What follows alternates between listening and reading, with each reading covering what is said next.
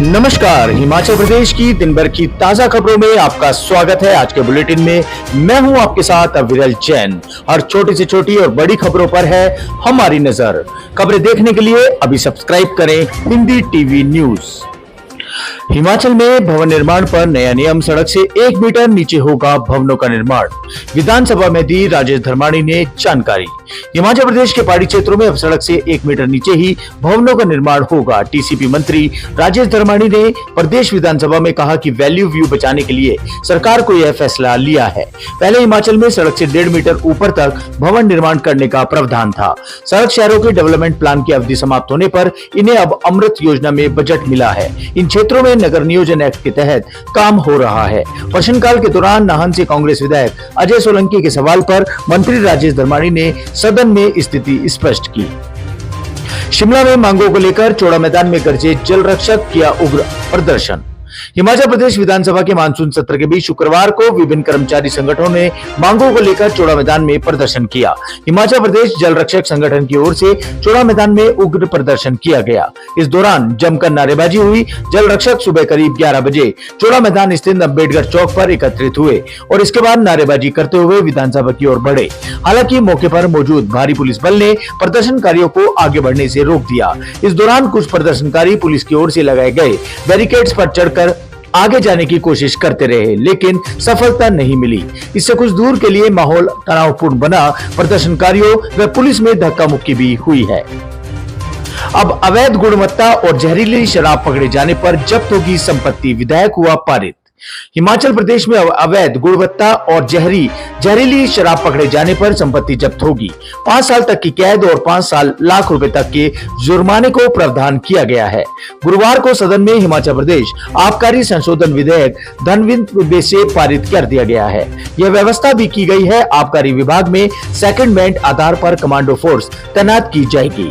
विधेयक पारित करने का प्रस्ताव मुख्यमंत्री सुखविंदर सिंह सुक्खू ने रखा है। कानून उन लोगों पर लागू होगा जो किसी भी प्रकार की शराब का उत्पादन और निर्माण का अधिकार रखता हो। सीएम सुक्खू बोले, राजनीतिक, भौगोलिक और जनसंख्या की जरूरत पर खुलेंगे नए कार्यालय।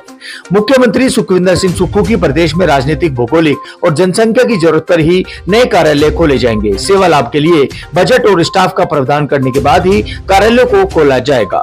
प्रश्नकाल के दौरान मुख्यमंत्री ने पूर्व सरकार पर वित्त विभाग की मंजूरी लिए बिना हजारों नए संस्थान खोलने का आरोप लगाया। जिला कांगड़ा के देरा में कई कार्यालय खुलने पर पक्ष और विपक्ष के विधायकों के बीच तीखी नोकझोंक भी हुई। नेता विपक्ष जयराम ठाकुर और विधायक रणवीर शर्मा ने डिनोटिफाई किए गए संस्थान फिर खोलने की सदन में मांग उठाई है। कुछ स्थानों पर भारी बारिश का येलो अलर्ट, रोहतांग में गिरे बर्फ के फाहे, 5 जिलों में बाढ़ का जोखिम। हिमाचल प्रदेश के कुछ भागों में आज भारी बारिश का येलो अलर्ट है। मौसम विभाग केंद्र शिमला के अनुसार राज्य के कुछ स्थानों पर 12 सितंबर तक हल्की बारिश जारी रहने का अनुमान है। 6 सितंबर के लिए कुछ स्थानों पर भारी बारिश व 7 सितंबर के लिए अंदर चलने का येलो अलर्ट जारी किया है। उधर गुरुवार रात को कई भागों में बादल जमकर बरसे। जिला कुल्लू व लाहौल घाटी में शुक्रवार सुबह से ही झमाझम बारिश हुई। रोहतांग के साथ लाहौल की ऊंची पाटियों में बर्फ के फाहे भी गिर रहे हैं। इससे तापमान में गिरावट आई है। वहीं भारी बारिश से कुल्लू जिला मुख्यालय की सड़कें और रास्ते कुछ की देर के लिए भीतर पानी से लबालब भर गए हैं। सीएम सुक्खू बोले, यहाँ सभी धर्मों का होता है सम्मान, कानून के तहत होगी कार्रवाई।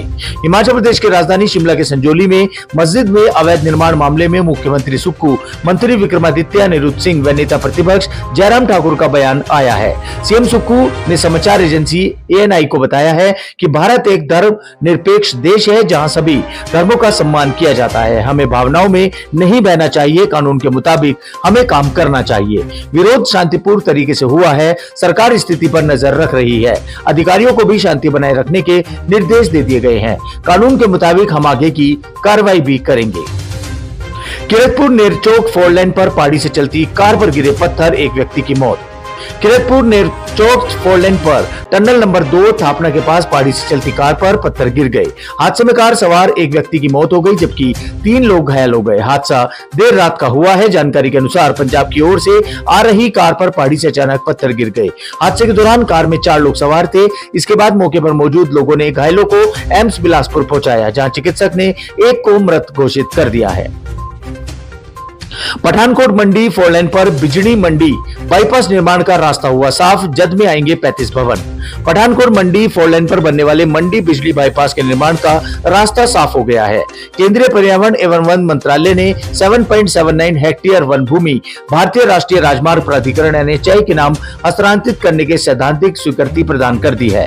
वन संरक्षण पर मंत्रालय, वन विभाग, NHAI के अधिकारियों के बीच वीरवार को देहरादून से वर्चुअल बैठक हुई। सैद्धांतिक स्वीकृति मिलने के बाद NHAI अब अन्य औपचारिकताएं पूरी करेगा। बाईपास का निर्माण बिंद्रावड़ी से बिजड़ी तक होगा। इसकी लंबाई करीब 5 से 5.5 किलोमीटर होगी। इसमें 3.5 किलोमीटर मार्ग सुरंग से होकर गुजरेगा। करीब 216 मीटर लंबे 3 पुल भी बनाए जाएंगे। आदेशों की अनुपालना नहीं कर रहे, बेवजह कोर्ट का बहुमूल्य समय बर्बाद कर रहे हैं, हाई कोर्ट ने सरकार को डांटा। हिमाचल प्रदेश हाईकोर्ट ने आदेशों की अनुपालना न करने पर सरकार के खिलाफ कड़ी टिप्पणी ली है। सरकार आदेशों की अनुपालना न कर बेवजह कोर्ट का बहुमूल्य समय बर्बाद कर रही है। कोर्ट को सरकार समेत विभाग का प्रतिनिधित्व करने वाले अधिकारियों और विवादास्यों के खिलाफ कार्रवाई के लिए मजबूर होना पड़ रहा है। न्यायाधीश विवेक सिंह ठाकुर और न्यायाधीश रंजन शर्मा की खंडपीठ ने कहा है कि हाईकोर्ट में अवमानना से जुड़े करीब 1200 मामले लंबित पड़े हैं।